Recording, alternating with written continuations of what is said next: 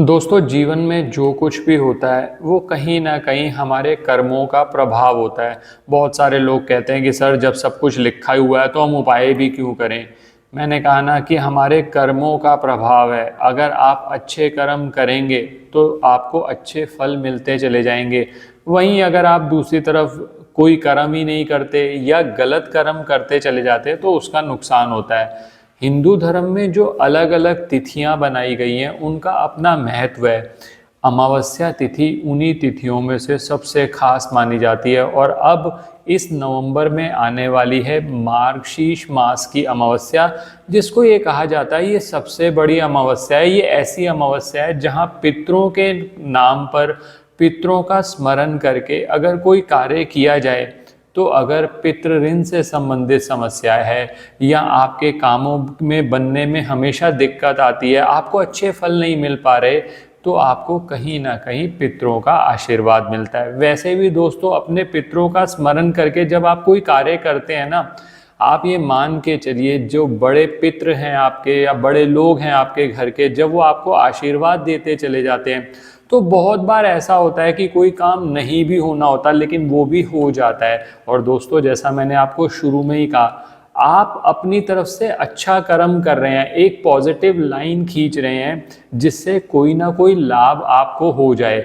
चाहे आपने लाभ का सोचकर किया था या नहीं किया था, लेकिन देखो दोस्तों, अमृत अगर आप पियोगे तो अमरता तो मिलेगी। चाहे आप जबरदस्ती पी लो, चाहे आप अपनी मर्जी से पी लो। तो इसीलिए आज मैं एक उपाय आपके लिए लेकर आया हूँ जो मार्गशीर्ष मास की अमावस्या पर मैं चाहता हूँ कि आप सभी लोग करें।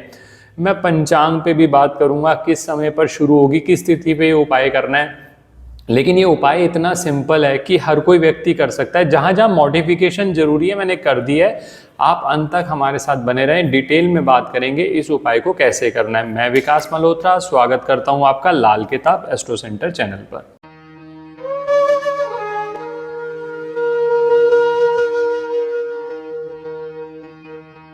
अब दोस्तों, सबसे पहले पंचांग की बात कर लेते हैं जल्दी से।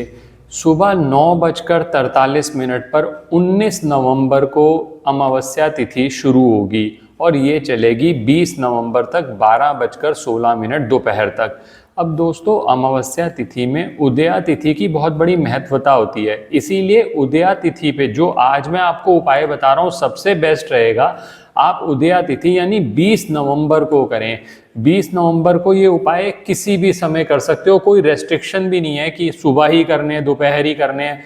जिस समय भी कर सकें आप ये उपाय जरूर करिएगा। लेकिन किसी केस में बहुत सारे लोग ऐसा होते हैं ना जो सोचते हैं कि हम दर्श अमावस्या मनाएंगे। दोनों में फर्क है। दर्श अमावस्या का मतलब होता है जिस समय अमावस्या रात के टाइम चल रही हो, क्या उस समय अमावस्या तिथि चल रही है। तो कुछ लोग 19 नवंबर को करना चाहते हैं, आप चाहें तो 19 नवंबर को भी ये उपाय कर सकते हैं, लेकिन सबसे ज़्यादा फायदा होगा अगर आप ये 20 नवंबर को करेंगे। अब उपाय क्या करना है पहले वो समझ लीजिए।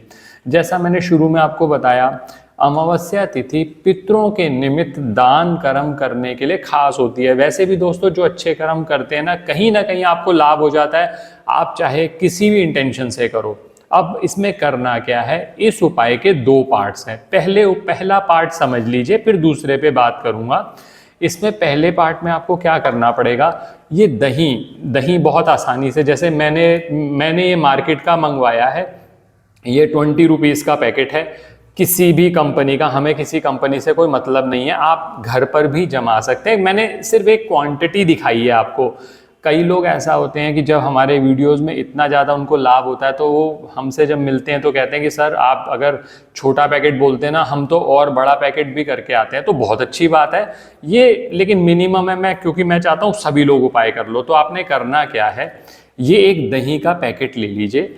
ये पैकेट लेकर आप कहीं पर भी जहाँ कौवे मिलते हैं, कौवों का मैं कॉन्सेप्ट क्यों ला रहा हूँ, मैंने अपने कई वीडियोस में पंच बलि, पितरों को जब भी पितरों को हम डायरेक्टली कुछ नहीं दे सकते तो हम क्या करते हैं, अलग अलग प्राणी होते हैं जिनके थ्रू हम कोई ना कोई चीज़ उन तक पहुँचाने की कोशिश करते हैं।